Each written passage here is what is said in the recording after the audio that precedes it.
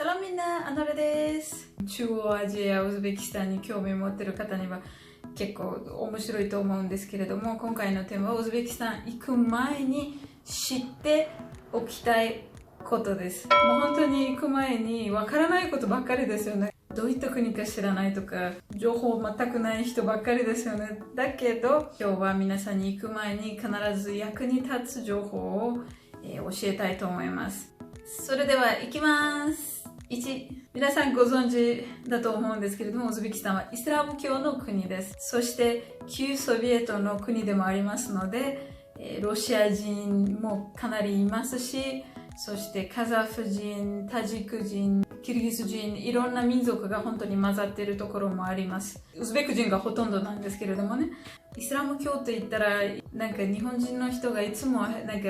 サウジアラビアとかなんかイランとかなんかその辺を考えること多いんですけど、ウズベキスタンはちょっと違います。スカーフでこう隠すものなんですけど、ヒジャブっていうのは。だからそういう人もいれば、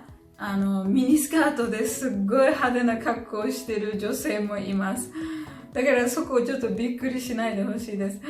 なぜならウズベキスタンはどっちかというとヒジャブの人というよりも結構おしゃれな人が多いと思います。では次行きたいと思います。2、ウズベキスタンの空港や駅では、タシケント州都の真ん中、センターの方では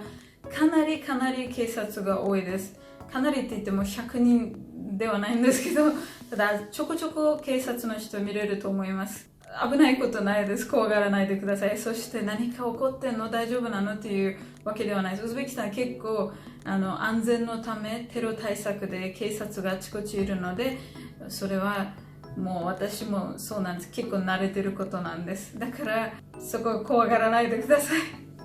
で、それにつながるんですけど、実はウズベキスタンの駅内では、動画、写真、撮影など禁止です。なんでって言うかもしれないんです。そうです。それも実はテロ対策で禁じられてるんですけれども、実はウズベキスタンの駅はすごく綺麗で、各駅のデザインが違って、Google で見つけた写真とかここに載せてると思うんですけれども、すごい天井も高くて、本当になんか違う空間に入ったみたいな気がしますよね。すっごい綺麗です。ホームの中でも警察がいたりしますし、プラス隠しカメラとかあるかもしれないですね。だから防犯カメラだっけ、隠しカメラじゃないなそこちょっと気をつけた方がいいです。あと見られた場合はその警察の人にちょっとなんか取り調べ部屋に連れて行かれて、でパスポート、ビザ、バッグの中ちょっとチェックされます。実際自分も入って通訳者として通訳したことはあるんですけど、かなり時間かかりますし、めんどくさいですし、なんか質問に答えないといけない。だからできれば写真撮らない方が一応いいと思います。4、実はウズベキスタンに行く時期は何がいいですかっていうふうに何回も聞かれたことありまして、実はウズベキスタンも四季があって、日本みたいなんですけどただしウズベキスタンは秋と春が一番いい時期って言われてます。なぜなら暑くないし寒くもないし、あとウズベキスタンでなんか屋台で食べられるレストランとか多いので、春と秋が一番最高ですね。ウズベキスタンの夏の夜とかも結構いいと思います。ただ夏は結構暑くて日焼け止め防止必ず必要です。なぜかというと太陽がすごい強くて雲あんまりないので本当に大変ですそしてウズベキスタンの春と秋が果物と野菜が一番実が多いので、その時期が私一番素晴らしいと思います。5、さっきも話したんですけれども、実はウズベキスタンの果物と野菜がすごい豊かなんですね。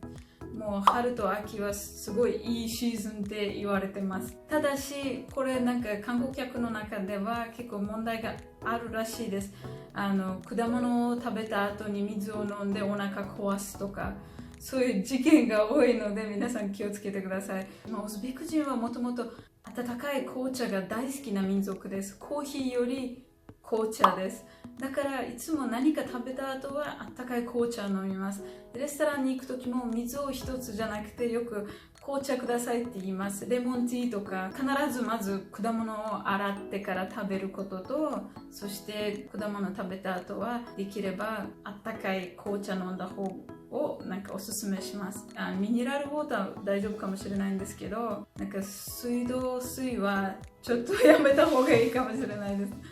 ウズベキスタンは日本とちょっと違って駅と駅の間超遠いです。だからできればタクシーを利用した方がいいです。まずウズベキスタンのタクシーとても安いですし、日本のタクシーと比べるとかなり安いと思うんですけれども、そして忘れないでいただきたいのは、ウズベキスタンのタクシーは一般人がやってること多いです。ホテルから注文すると多分ちゃんとした、タクシー会社の人が来ると思うんですけど、ただし一般人の方が多いです。だから外出て手をこうやったり上げたりしたら、一般人のそのタクシーの人が止まってどこまで行きたいのかまず行って、そして自分からいくらいいですかって言わないといけない。例えば2000住むとか、例えば3000住むとかで、その人が無理とか OK じゃあ座ってっていう可能性がありますので、そこを気をつけた方がいいです。外国人だからたくさんお金取る人がいるかもしれないですし、プラス乗ってから最後にいくらって聞いたら絶対高くしますので、最初乗る前から値段運転手さんと一緒に決めた方がいいです。ウズベキスタンの伝統的な料理は何だよっていう質問あるかもしれないですけど、そうです。ウズベキスタンの伝統的な一番人気のある食べ物はピラフです。ピラフを食べたい方は必ずタシケントでピラフセンターに行ってください。ピラフセンターどういうところかって言いますと、ピラフだけが出ているレストランです。だから大きい鍋、見えないんですけど、かなり大きいでっかい鍋でピラフを作って、で昼にみんなも仕事してる人も昼ご飯にみんな行ったりして、本当にいっぱいになります。すぐに。ただみんな食べてすぐ会社に行かないといけないからすぐ座れます。だから行ったとしても座れます。一番多分危ないのは昼ご飯過ぎてから遅めに行くともうピラフ残ってないです。昼ご飯に行くか、そのちょっと前に行くか、すっごい美味しいです。そしてあんまり高くない。そして必ずピラフ食べるときにアチチュックというサラダも一緒に注文しておいた方がいいです。なぜならピラフは脂っこい料理なので、その隣にウズベキスタンのアチチュックサラダがすごい相性が合います。と一緒にもちろん紅茶を注文してください。8、実はこれを知らない人は結構痛い目に最後に遭うんですけど、ウズベキスタンに行くときに飛行機の中で2枚紙をもらいます。その紙に、自分の名前、名字、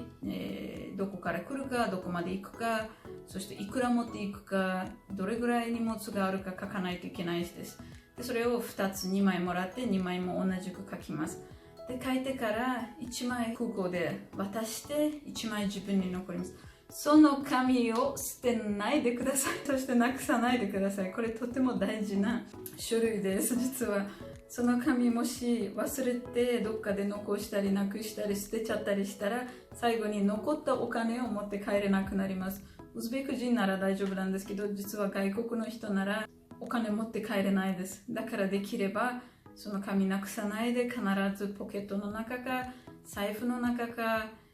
大事な種類が入っているところに入れといてください。次はウズベキスタンのバザールについてです。皆さん最近ウズベキスタンでは結構すごい大きなスーパーやいろんなでっかいギッパーマーケットかいろんなものができてるんですけど、ただしそれでも観光客の人はちょっと伝統があるところみたいじゃないですか。それはもうバザールしかないです。ウズベキスタンは未だにバザール強いですね。行ったりする人が多いです。バザール行くときにいろんなものが多すぎて、これ食べてみたい、これ買ってみたいという人が多いですね。バザールで実は例えば野菜とか果物とか買いたいなら、実は味とかを試してみることができます。例えばリンゴだとか切ってくれます。それを取って食べて全然問題ないんですけれども、値段を聞いて買うときは一つの場所よりも一回回って他のところも見て、味見してみて、値段聞いてみて、もしかしたらもっと安いところあるかもしれないです。すぐ一つ目のところから買わずに他のところも回った方がいいです。それお土産に関してもそうです。少し安くしてくれよって聞くと安くしてくれる場合もあります。だからそのためにウズベク人じゃないといけないかもしれないんですけど、次は皆さん最後なんですけれども、実はウズベキスタンのトイレのことです実はウズベキスタンは、レストランとかだったら大丈夫なんですけれども、バザールとかだったらお金かかる場合があります。だからそこだけご注意してください。ドイツもそうなんですけど、ちょっとだけお金かかります。50セントとか、金額はすごく安いんですけど、ただお金はちょっとかかる場合があります。そしてできるだけ、ホテルでトイレ済ましてから出た方がいいです。で、皆さんこれで終わりなんですけれども、何か質問あったりしたら、そしてこういうことについても話してとか、ウズベキスタンのどういう料理食べればいいのとか、そういうこともし質問などございましたら、ぜひぜひコメント書いてください。そしてもちろん登録されてない方は登録をしてベルを押しますといつも新しい報告いきます。新しい動画アップするときにね。そしてライクも押して、コメントもたくさん書いてください。いつも読んでます。Twitter と Instagram もやってますのでぜひ見てください。また次回まで。コルシケンちゃん。